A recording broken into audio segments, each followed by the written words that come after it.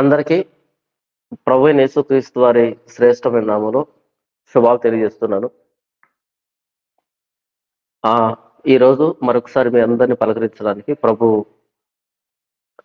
ప్రభు నామాన్ని స్తుతిస్తున్నాను. ప్రత్యేకంగా ఒక అంశం అంటూ ఏమీ లేదు కానీ, జస్ట్ మీ అందరిని పలకరించడానికి, మీకేమైనా సందేహాలు ఉంటే నివృత్తి చేయడానికి, మిమ్మల్ని కలవడానికి మాత్రమే ఈ లైవ్‌ని ఏర్పాటు చేయడం జరిగింది. నేను లింక్ డిస్క్రిప్షన్‌లో ఇస్తాను. మీరు రావచ్చు. ఏదైనా ప్రశ్న గాని, ఏదైనా నన్ను అడగాలి అంటే నాకు చెప్పాలి అన్నా సరే మీరు లోపలికి రావచ్చు. అయితే ఎక్కువ సేపు కాకుండా మిగిలినటువంటి వ్యక్తులకు గూడా సమయం ఇచ్చేటట్టుగా 1 నిమిషం లేదా 2 నిమిషాలకు మించకుండా మీ సమయాన్ని ఉపయోగించుకోవాల్సిందిగా మిమ్మల్ని మనవి చేస్తున్నా. ఎందుకంటే కొత్త వ్యక్తులకి అవకాశం ఇద్దాం. పాపం ప్రతి ఆదివారం కొన్ని వందల మందొచ్చి వాళ్ళకి సమయం దొరకకుండా అలా వెళ్ళిపోతూ ఉన్నారు. అలా కాకుండా 2 నిమిషాలకు మించకుండా మీ ప్రశ్న గాని, మీ సలహా గాని ఏదైనా సరే 2 నిమిషాలకు మించకుండా ఉండేటట్టుగా చూడండి అన్నది నా రిక్వెస్ట్ మీకు. అయితే ఈ లింక్ మీకు ఇచ్చే కంటే ముందుగా కొన్ని నిమిషాలు ఒక విషయాన్ని మీ దృష్టికి తీసుకొని వస్తాను. అదేంటి అంటే కృషిపాల్ అనేటువంటి తమ్ముడు గతంలో నేను ఆ తమ్ముడితో మాట్లాడడం జరిగింది. అయితే ఆ తమ్ముడు 2 రోజుల క్రితం నేను ప్రభువైన యేసుక్రీస్తు వారు నాకు కనిపించాడు. నేను మరలా క్రైస్తవులోకి వస్తున్నాను. నన్ను క్షమించండి అంటూ తాను ఒక వీడియో రిలీజ్ చేయడం జరిగింది. ఎప్పుడైతే ఆ వీడియో వచ్చిందో, ఆ వీడియో మీద విపరీతంగా స్పందించడం ప్రారంభించారు మన క్రైస్తవ ఛానల్స్ నడిపిస్తున్నటువంటి వ్యక్తులు చాలామంది. దీనిని నేను తీవ్రంగా ఖండిస్తున్నాను. ఎందుకు అంటే కృషిపాల్ విడుదల చేసినటువంటి ఆ వీడియోలో మారు మనసు, పశ్చాత్తాపానికి సంబంధించిన ఏ లక్షణం నాకు కనిపించలేదు. కృషిపాల్ నిజంగా ప్రభువైన యేసుక్రీస్తుని అంగీకరిస్తే సంతోషించే వ్యక్తుల్లో నేను కూడా ఒకడినై ఉంటాను. ఇందులో ఎలాంటి సందేహం లేదు. అయితే కృషిపాల్ విడుదల చేసినటువంటి ఆ వీడియోలో ఆ వ్యక్తి ముఖంలో ఎలాంటి రెపెంటెన్స్, కన్ఫెషన్ ఆఫ్ సిన్స్ అన్నది నాకెక్కడా కనిపించలేదు. ఏదో క్షమాపణ చెబుతున్నాను అనేటట్టుగా లేని ఒక భావోద్వేగాన్ని పుట్టించుకొని నటించినట్టుగా నాకనిపించింది. అదేంటన్నా మారు మనసు ఎలాగుంటది? పశ్చాత్తాపం ఎలాగుంటది? అది గూడా మీరే డిసైడ్ చేస్తారా? అనేటట్టుగా ప్రశ్నించేటువంటి వ్యక్తులు గూడా ఉంటారు. నేను కాదనలేదు. ఇకపోతే ఈ కృషిపాలుని చాలామంది ఎలా పోలుస్తున్నారు అంటే, అపోస్తలుడైన పౌలు గూడా యేసుప్రభుని నమ్ముకున్న వారిని హింసించి తర్వాత యేసుప్రభుని ప్రకటించాడు గదా! అనేటట్టుగా అపోస్తలుడైన పౌలుతో పోలుస్తున్నారు. నేను తీవ్రంగా ఖండిస్తున్నా. దయచేసి మీ నోటికొచ్చిందల్లా మాట్లాడకండి. అలా మాట్లాడకండి. అపోస్తలుడైన పౌలుని, ఆయన పరువుని, ఆయన స్థాయిని దిగజార్చకండి. మీ ఛానళ్ళల్లో ఉబలాటం ఎక్కువై, ఆరాటం ఎక్కువై, ఆరపాటం కోడి తోలుగుడ్డు పెట్టిందనేటట్టుగా ఏదో ఒక కంటెంట్ అప్‌లోడ్ చేయాలి కాబట్టి, హడావుడిగా ఏదో ఒకటి పెట్టేసేయాలి. నేను ఫోన్ మాట్లాడాలి, ఆ రికార్డింగ్ పెట్టేసేయాలి. నేను ఏదో ఒకటి మాట్లాడాలి అనేటట్టుగా ఏది ఈ మీడియా వాళ్ళు ఎలాగైతే ఎక్స్‌క్లూజివ్ మా కెమెరాకే దిగిందనేటట్టుగా ప్రవర్తిస్తారే, అలా మీ ఆర్భాటం కోసమని దయచేసి అపోస్తలుడైన పౌలు పరువుని తీయకండి. ఎవరికంటే వాళ్ళకి తగిలించి మీ సండే స్కూల్ నాలెడ్జ్ అంతా ఉపయోగించి. మరొకసారి చెప్తున్నా వినండి. అపోస్తలుడైన పౌలుతో కృషిపాలును పోల్చకండి. నంబర్ 1. నంబర్ 2, తప్పిపోయిన కుమారుడు మరలా తిరిగి వచ్చినట్టుగా కృషిపాలు పోలుస్తున్నారు. మరలా చెప్తున్నాను. బైబిల్‌లో ఉన్నటువంటి బృహత్తరమైనటువంటి, గంభీరమైనటువంటి విషయాలని ఇలాంటి చిల్లర విషయాలకి దయచేసి ఆపాదించకండి. మీ సండే స్కూల్ నాలెడ్జ్ తోటి బైబిల్‌లో ఉన్న సందర్భాలు అందరికి తగిలించకండి. ఎవరు నేర్పించారు మీకు అసలు ఇది? ఎవరు నేర్పించారు అసలు? ఆ అబ్బాయి రిలీజ్ చేసినటువంటి వీడియోలో ఆ అబ్బాయి ముఖంలో ఆ గాంభీర్యం, నిజంగా ప్రభువు మాట్లాడితే వచ్చేటువంటి ఆ గాంభీర్యం, ఆ కన్ఫెషన్, ఆ రెపెంటెన్స్ అన్నది మీకు కనిపించిందా? ఒక సినిమా ఆర్టిస్ట్‌నో లేకపోతే ఒక డ్రామా ఆర్టిస్ట్‌నో తీసుకొని వస్తే ఈ అబ్బాయి కంటే 100 రెట్లు ఎక్కువగా నటిస్తారు. హ్మ్. నిజంగా ప్రభువు దర్శనం వస్తే ఎలాగుంటది తెలుసా? ఆ రెపెంటెన్స్ అన్నది ఎలాగుంటది? అది అర్థమైపోతది. ఏదో క్షమాపణ చెప్పాలి అనేటట్టుగా ఒక లేనటువంటి ఒక ఎమోషన్‌ని తీసుకొచ్చుకొని మాట్లాడుతున్నట్టుగా ఉందక్కడ. ఆ మాత్రం కూడా అర్థం కాదా?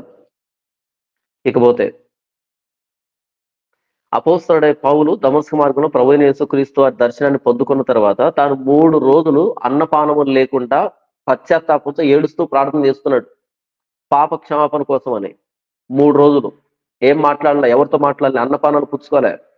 3 రోజులు ఆయన ప్రార్థన చేసిన తర్వాత 4వ రోజు అననీయ వస్తే, "నీవు తడవు చేయుట ఎందుకు? నీవు లేచి ఆయన నామమును బట్టి ప్రార్థన చేసి నీ పాపములు ఒప్పుకొని బాప్తిసం పొంది నీ పాపాలు కడిగి వేసుకో" అని చెప్పడం జరిగింది. 22వ అధ్యాయం అపోస్తలుల కార్యం 16వ వచనంలో. ఇది రిపెంటెన్స్ అంటే. 3 రోజులు అందులోంచి బయటికి రాయల. అందులోంచి బయటికి రాలే ఆయన. 3 రోజులు.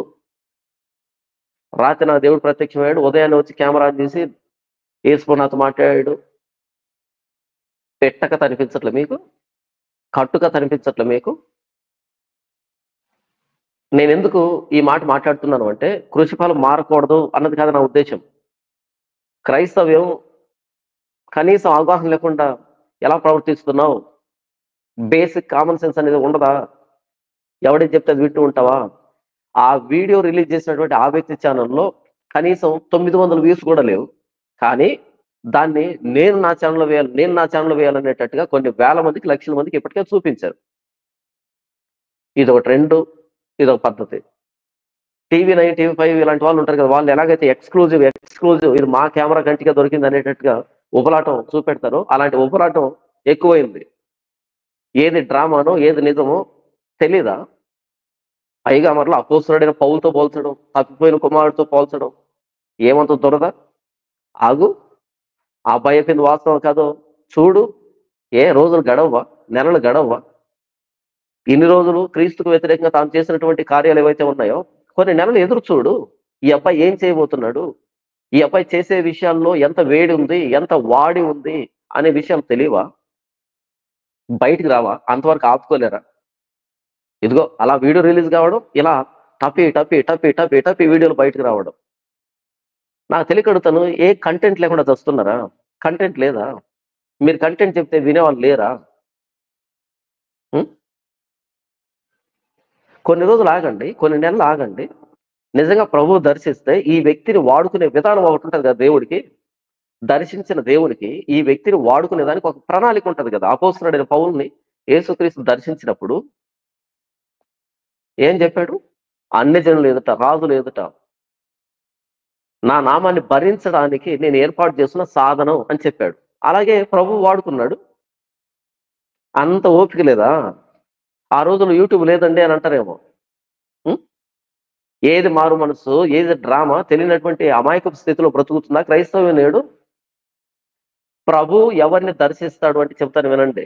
ప్రభువు ఎవరిని దర్శిస్తాడు అంటే హి మస్ట్ బి ఫెనటిక్.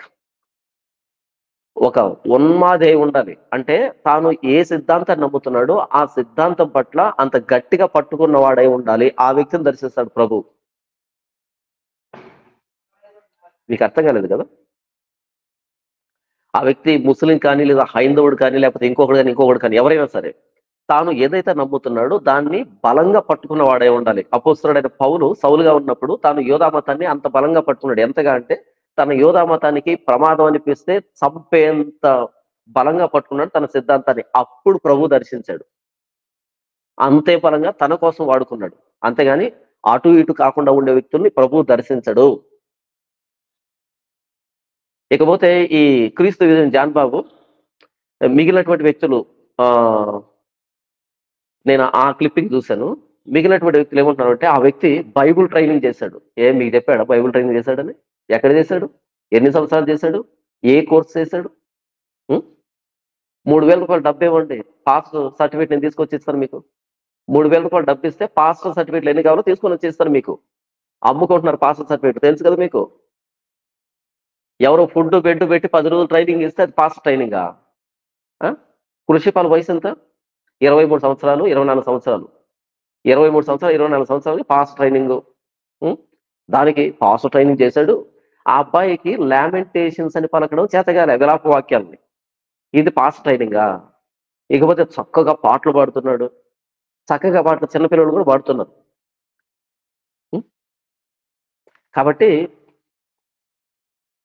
ఆ అబ్బాయిని అప్పుడే పాస్టర్‌ని చేసేసి, పాస్టర్ ట్రైనింగ్ ఆపాదించేసి, మంచి మంచి పాటలు రాశాడని చెప్పేసి, ప్రభు కోసం ఏంటేంటో చేశాడు అన్నీ ఆపాదించేసి, అపోస్తలుడైన పౌలుతో పోల్చి, తప్పిపోయి వచ్చిన కుమారుడితో పోల్చేసి, మీకు ఏ కంటెంట్ దొరకకపోతే ఏదైనా పని చేసుకొని రావచ్చు కదా! ఏంది కర్మ?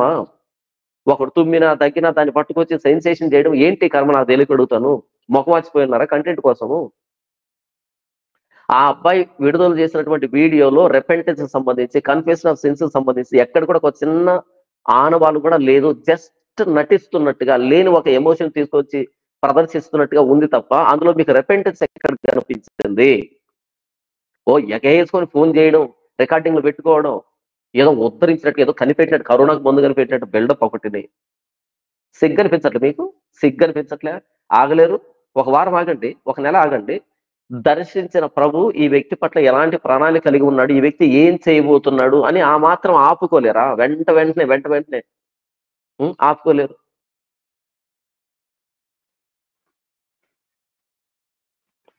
గతంలో ఈ వ్యక్తి జొమాటోలో పనిచేశాడు, వర్కౌట్ కాలే. తర్వాత సినిమాలకు రివ్యూ ఇచ్చాడు, వర్కౌట్ కాలే. తర్వాత ఫుడ్ బ్లాగ్స్ చేశాడు, వర్కౌట్ కాలే. కరుణాకర్ శివశక్తి దగ్గరికి వెళ్ళి అక్కడేదో ప్లే చేశాడు, ఇంత పెద్ద ప్లాట్ఫామ్ మీద నుంచి మాట్లాడితే ఏదో జరుగుతుందని, అది వర్కౌట్ కాలే.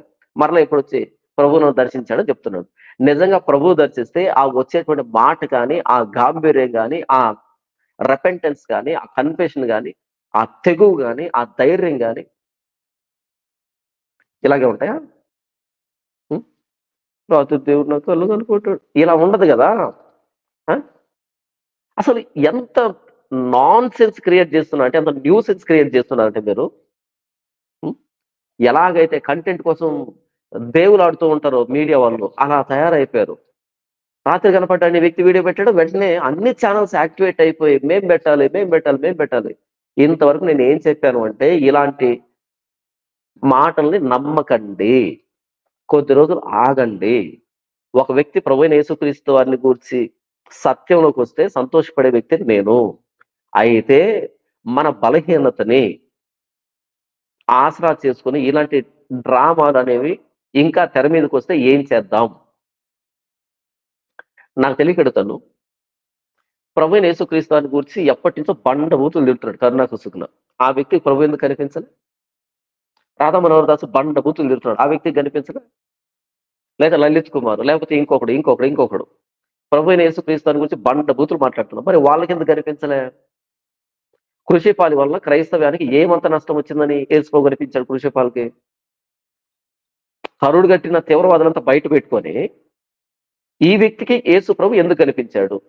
కనిపిస్తే ఇదేనా స్పందన? ఇలాగే ఉంటదా? ఆ మాత్రం కామన్ సెన్స్ లేదా? బైబిల్‌లో దేవుడు ఎవరెవరిని ఎలా దర్శించాడు, వాళ్ళ స్పందన ఎలాగుంది? ఒకసారి అవన్నీ పక్కన పెట్టుకొని కృషిపాల్ మాట్లాడిన మాటలు పక్కన పెట్టుకొని చూడండి, ఎంత చిల్లరగా అనిపిస్తుందో మీకు. క్షమాపణ చెప్పేటప్పుడు ఆ మాత్రం ఎక్స్‌ప్రెషన్స్ ఇస్తారు. కానీ నిజంగా ప్రభు దర్శిస్తే అది వేరేగుంటది. అది వేరేగుంటది. చూస్తే అర్థమైపోతది. చూస్తే అర్థమైపోతది. నన్ను క్షమించండి క్రైస్తవులని వస్తే వెంటనే ఇక ఏంటంటే నోటికొచ్చిందల్లా మాట్లాడటం. బైబిల్ ట్రైనింగ్ చేశాడంట, అది చేశాడంట, ఇది చేశాడంట. వీళ్ళు చూసారు మరి. లామెంటేషన్స్ అనే పదం పలకడం చేతగాని వ్యక్తి బైబిల్ ట్రైనింగ్ చేశాడా? ఇలాంటి వ్యక్తులందరినీ పాస్టర్ గుంపులో వేసుకొని మనం హక్కును చేర్చుకుంటే పరువు పోయేది ఎవరికి? ఒక సైన్యంలో ఒక వ్యక్తిని రిక్రూట్ చేసుకోవాలంటే ఆ వ్యక్తికి అర్హతలు ఉండాలి. ఈ వ్యక్తి పాస్టర్ అనేటట్టుగా హక్కును చేర్చుకోవాలంటే ఆ వ్యక్తికి అర్హతలు ఉండాలి. ఏదో యూట్యూబ్‌లో 4 వీడియోలు పెట్టాడు, ఎక్కడ వర్కౌట్ కాలే, ఇలా వచ్చాడు. దెబ్బతో ఒక్క రోజులో వర్కౌట్ అయింది. ఒక్క రోజులో వర్కౌట్ అయింది. ఇదే పరిచర్య అంటే? ఇదే పరిచర్య అంటే? ఆగండి. కొన్ని నెలలు ఆగండి. ప్రభువే దర్శించి ఉంటే ప్రభువే వాడుకుంటాడు. ప్రభువే దర్శించి ఉంటే ప్రభువే వాడుకుంటాడు. నా కామన్ సెన్స్ ఏం చెప్తుందంటే, నా పరిశీలనలో నాకేమర్థమైందంటే, అందులో రిపెంటెన్స్ ఎక్కడ నాకు కనిపించలేదు. అందులో రిపెంటెన్స్ నాకెక్కడ కనిపించలేదు. ఒకవేళ నిజంగా రిపెంటెన్స్ ఉంటే, ప్రభువు దర్శించుంటే కొన్ని నెలలు ఆ వ్యక్తిని వదిలిపెట్టేయండి. ఆ వ్యక్తి ఏం చేస్తాడు, ఆ వ్యక్తిని దేవుడు ఎలా వాడుకుంటాడన్నది చూద్దాం. మనం గాదు యూట్యూబ్‌లో వీడియోలు పెట్టాల్సింది ప్రభువు దర్శించాడని. ఆ వ్యక్తి క్రియలు, ఆ వ్యక్తికి మీద చేయబోతున్నటువంటి పనులు, ఆ వ్యక్తి చేత దేవుడు చేయించుకునే పనులు ఆ వ్యక్తిని గురించి సాక్ష్యం ఇస్తాయి. అది సాక్ష్యం అంటే. అలా వీడియో పెట్టడం, ఇలా అందరూ అద్దెపుచ్చుకోవడం, మొత్తం అందరూ చిన్న పిల్లలు చేష్టలాగా అనిపించట్లేదా మీకు? చిన్న పిల్లలు చేష్టలాగా అనిపించట్లేదా? హ్మ్. చిన్న పిల్లల చేష్టలాగా అనిపించట్లేదా? ఆ! అంత తొందర ఎందుకు? బయట వాళ్ళు చూస్తే నవ్వుతారు. కరుడు గట్టిన ఉన్మాదులు బయట పెట్టుకొని క్రీస్తొచ్చి ఈ వ్యక్తిని దర్శించాడు. హ్మ్. ఈ వ్యక్తి వల్ల ఎవరికీ నష్టం లేదు, ఎవరికీ ఉపయోగం లేదు. ఇంకా పెళ్లి గూడా గాలే. ఏమంత అటు ఉద్ధరించింది లేదు, ఇటు ఉద్ధరించింది లేదు. ఇలాంటి వ్యక్తికి ప్రభు ఎందుకు ప్రత్యక్షమవుతాడు? ఎవరైనా తీవ్రంగా రాడికల్‌గా ఉంటే అలాంటి వ్యక్తిని ప్రభువు దర్శిస్తాడు. అది ఎవరైనా సరే. వాళ్ళని దర్శిస్తాడు. అలా ప్రభువు తన మహిమ కోసం వాడుకుంటాడు. ఎందుకు ఎక్కడ సక్సెస్ లేని వాళ్ళని ప్రభువు ఎందుకు వాడుకుంటాడు నాకు తెలవదు. ఎందుకు దర్శిస్తాడు? ఏంటి వచ్చిన నష్టం ఏంటి? కృషి పాలు వల్ల క్రైస్తవానికి వచ్చే నష్టం ఏంటి? లేదా లాభం ఏంటి? హ్మ్. చెప్పండి. ఏవో కొన్ని వీడియోలు చేయడం స్టార్ట్ చేశాడు. కింద గూగుల్ పే, ఫోన్‌పే పెట్టాడు. వర్కౌట్ కాలే. ఇప్పుడు క్షమాపణ అంటూ వచ్చాడు. అపోస్తలుడైన పౌలుని యేసుప్రభు దర్శించినప్పుడు 3 రోజులు అన్నపానములు మానేసి పాప క్షమాపణ కోసం వేడుతున్నాడాయన. అప్పుడు అననీయ వచ్చి తడవ చేయడం ఎందుకు? లేచి ఆయన నామమున బట్టి ప్రార్థన చేసి బాప్తిసం పొంది నీ పాపాలు ఒప్పుకో, కడిగి వేసుకో అని అననీయ చెప్పాడు. అలా పరిచర్య ప్రారంభించాడు అపోస్తలుడైన పౌలు. అలాంటి లక్షణాలు ఇక్కడేమి లేవే. ఎందుకంత ఉబలాటం? అంత ఆరాటం? ఆర్భాటం కోడి తోలుగుడ్డు పెట్టిందని పెట్టకండి తోలుగుడ్లు. ఎవరు కొనుకొస్తే? ఇంతవరకు నేనేం చెప్పాను అంటే ప్రభువు ఒక వ్యక్తిని దర్శించాలంటే ఆ వ్యక్తి రాడికల్, ఫెనటిక్ అయి ఉండాలి. తాను నమ్మిన సిద్ధాంతాన్ని బలంగా నమ్మి ఉండాలి. అలాగని ఇప్పుడు కరుణాకర్ సుగుణాకు, రాధా మనోహర్ దాస్‌కో ప్రభువు ప్రత్యక్షమైతే నేను నమ్ముతానని అర్థం కాదు. ఎందుకంటే వాళ్ళేం ఫెనటిక్స్ కాదు. వాళ్ళు just Google pay, phone pay కోసం ఆహ్, అటు హైందవ సమాజం నుంచి ఫండ్ రైజింగ్ కోసం జస్ట్ ఫర్ మనీ అంతే. అమౌంట్ కోసమని వాళ్ళు అలా సోషల్ మీడియా కనబడుతున్నారు గానీ, వాళ్ళు గూడా వాళ్ళ ధర్మం కోసం పోరాటం చేసేటువంటి వ్యక్తులు కాదు. ఫెనటిక్స్ కాదు వాళ్ళు. నిజంగా జెన్యూన్‌గా వాళ్ళ ధర్మం కోసం పోరాటం చేస్తున్నవాళ్ళు గాదు. జస్ట్ క్రైస్తవాన్ని అంటూ మన ధర్మాన్ని రక్షిస్తున్నాము అనేటట్టుగా ప్రతి సందర్భాన్ని Google pay, phone pay account నంబర్‌ల కోసం ప్రయాసపడుతున్నటువంటి ఆన్‌లైన్ బెగ్గర్స్ వాళ్ళు. కాబట్టి అలాంటి వాళ్ళు కూడా ప్రభువు దర్శించడు. తాను నమ్మిన దాన్ని ప్రాణంగా ప్రేమించే వ్యక్తి అయి ఉండాలి. అలాంటి వ్యక్తిని ప్రభువు దర్శిస్తాడు. మీరు చూడండి బైబిల్‌లో. అపోస్తలుడైన పౌలు అదే గదా! అలాంటి వాళ్ళని దర్శిస్తాడు. అంటే అటు ఇటు గానోళ్ళని ప్రభువు దర్శించడు. వాళ్ళ వల్ల ఎవరికీ ఉపయోగం ఉండదు. సరే ఇంతవరకు నేను కృషి పాలు గురించి ఏదైతే చెప్పానో ఇది ఎందుకు అంటే క్రైస్తవులారా జాగ్రత్త. ప్రతి దానికి స్పందించకండి. ప్రతి దాన్ని విపరీతంగా స్ప్రెడ్ చేయకండి. ఆగండి. సమయం ఇవ్వండి.